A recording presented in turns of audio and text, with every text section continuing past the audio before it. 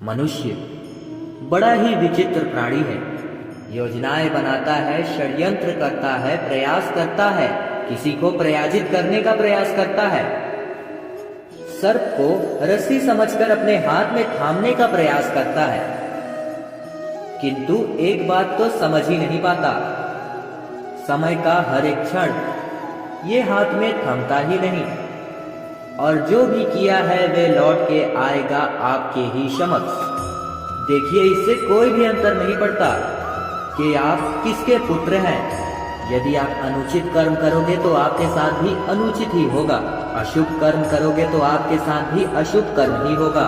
कुरु वंश भी बहुत ही महान था, लेकिन क्या हुआ उसके साथ? पूरा वंश बह गया। कारण यह है कि उनका मंतव्य अशुद्ध था। वहीं पर 5 वनवासी पांडव पूरा भारत जीत गए, कारण उनका मंतव्य शुद्ध था।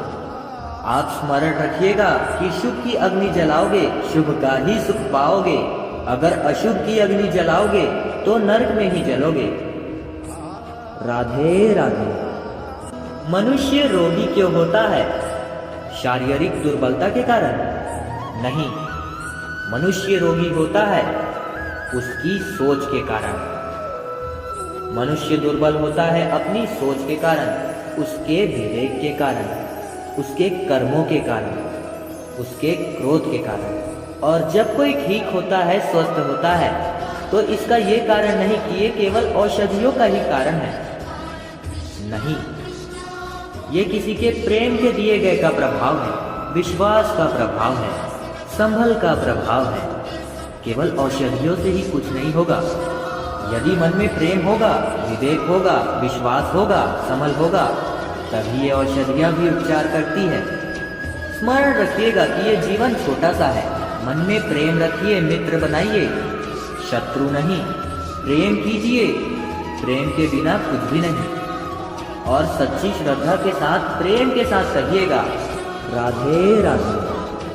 आज मैं आपको ऐसी कथा सुनाऊंगा जो कथा मुझे मेरे गुरु ने सुनाया था। तब मैं बहुत ही छोटा सा था। कथा एक साधु और एक भिक्षु की। एक बार एक साधु एक नदी के तट पर स्नान करने चला गया। उन्होंने देखा कि जल की प्रवाह से भिक्षु बहे जा रहा है। उसके प्राण बचाने के लिए उन्होंने उसे उठाकर तट पर रखने का प्रयास किया, परंतु उन्होंने जैसे ही भिक्षु को उठाया, भिक्षु ने उन्हें काट लिया। साधु ने पुनः प्रयास किया, उसे पुनः उठाया, लेकिन भिक्षु ने फिर उसे काट लिया। वह पुनः प्रयास करने गए, तभी शीश ने उनसे पूछा, ये आप क्या कर रहे हैं गुरुदेव? आप उसकी जान बचाने का प्रयास कर रहे हैं जो आपको ही काट रहा है। गुरुदेव ने उत्तर दिया कि वह भिक्षु होकर भी अपना कर्म कर रहा है, अपनी प्रवृत्ति, अपना व्यवहार नहीं बदल रहा, तो मैं साधु होकर क्यों बदलूं? इसका तात्पर्य सरल है। इस संसार में ऐसे कुछ लोग होंगे जो बुरे होंगे, दुष्ट होंगे, और कदाचित वह कभी भी नहीं बचेंगे, कभी भी उनके में परिवर्तन नहीं आएगा। परंतु इसका ये अर्थ नहीं है कि हम अपना कर्म करना छोड़ दें, हम अपना प्रयास करना छोड़ दें।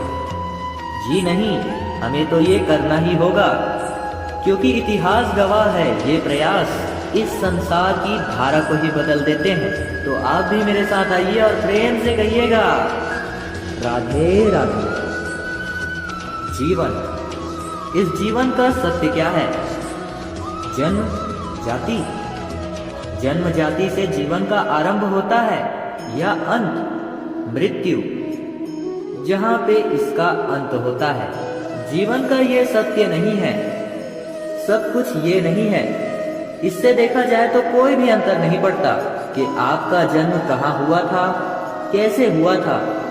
इससे भी कोई अंतर नहीं पड़ेगा कि आपकी मृत्यु कब होगी और कहाँ होगी।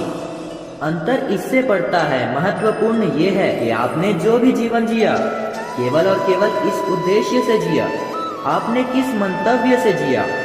अब यदि आप कुछ ऐसा कर जाते हैं जिससे समस्त संसार आपसे जीवन जीने की प्रेरणा लेता है, मृत्यु के पश्चात भी उसे देखकर, स्मरण करके जीवन जीना सीखता है, तो इसका तात्पर्य यह है कि आप अपने कर्मों से, अपने चयनों से अमर हो चुके हैं। देखिए, इस जीवन की चिंता व्यर्थ है, मृत्यु का भय व्यर्थ है, क्योंकि आत्मा कभी भी नहीं मरती, इसका कोई भी अंत नहीं कर पाता, ना काल, ना मृत्यु और ना ही समय।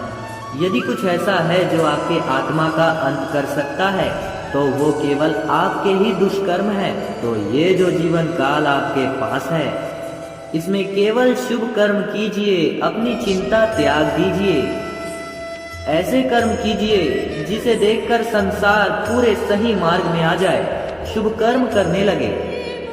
यदि आपके मृत्यु के पश्चात भी लोग आपको स्मरण करके उससे कुछ सीखेंगे, वह उचित राह पर आएंगे, प्रेरणा पाएंगे, तो आप ही अमर हो जाओगे।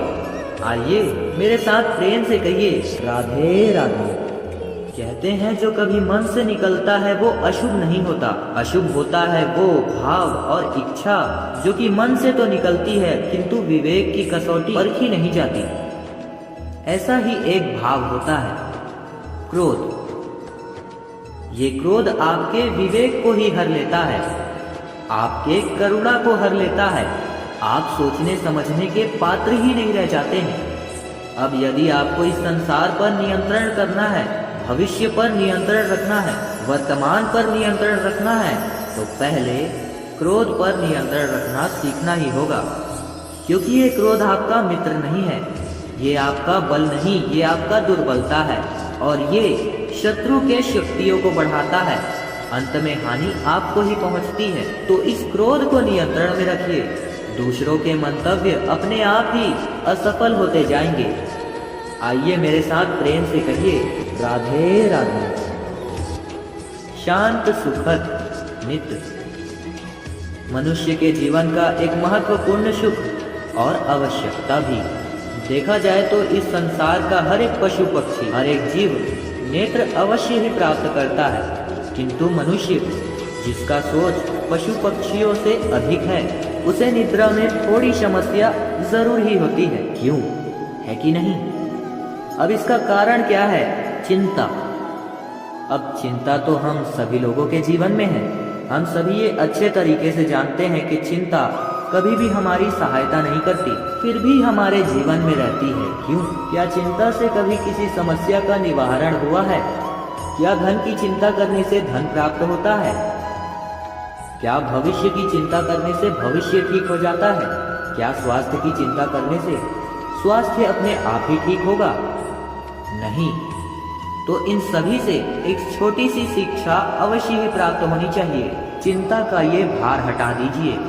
आपकी इच्छा और सभी इच्छाओं के साथ आप हमारे मन में चिंता उत्पन्न करती हैं, तो इन इच्छाओं को भी त्याग दीजिए। प्रकृति के प्रेम पर विश्वास रखिए। स्मरण रखिएगा, जो चिंता मुक्त होगा वही चिता मुक्त होगा। चैन की निद्रा पाइए और निद्रा को जाने से पूर्व मेरे साथ एक बार सच्ची श्रद्धा के साथ कहिए, राधे राधे।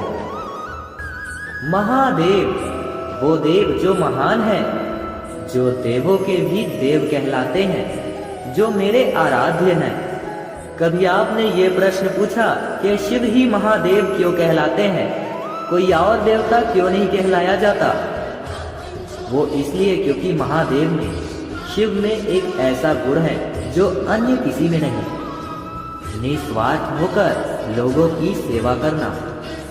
यदि आवश्यकता पड़ जाए, यदि इस सृष्टि पर विनाश की स्थिति मंडराए, तो अपने प्राणों की चिंता किए बिना भी हलाहल को भी विसर्ज करने के लिए आगे रहते हैं महादेव।